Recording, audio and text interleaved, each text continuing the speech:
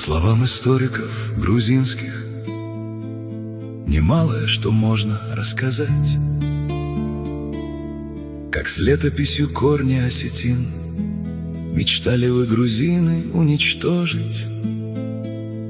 Грузинские историки твердят: осетин оставьте вы в покое, напоминая, как в средние века спасли от рабства осетины вас.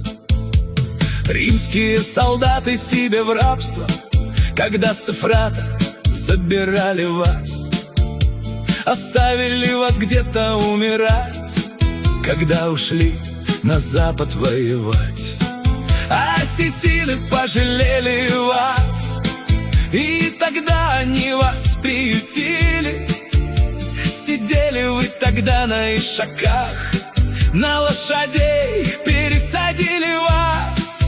Воевать они вас научили, и вам они колхиду подарили. Женившись, царь грузин на Бурдухан, она с собою дочку привела. Георгий царь был ваш тогда бесплоден, Тамару царь грузин удочерил. Так осетинская царевна стала правительницей Грузии тогда.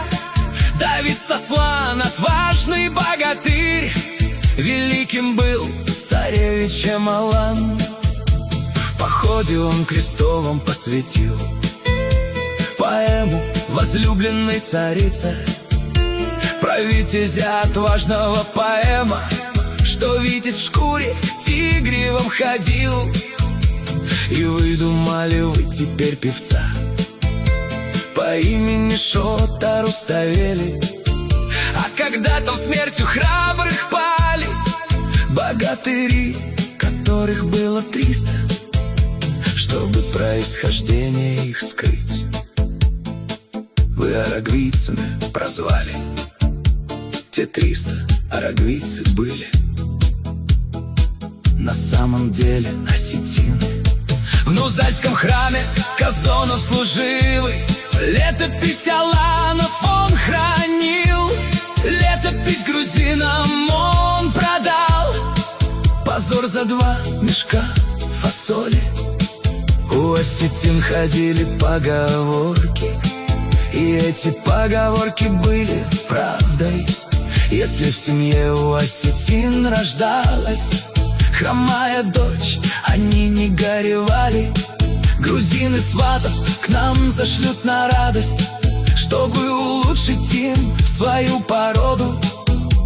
Великий полководец Акадзе по происхождению тоже осетин.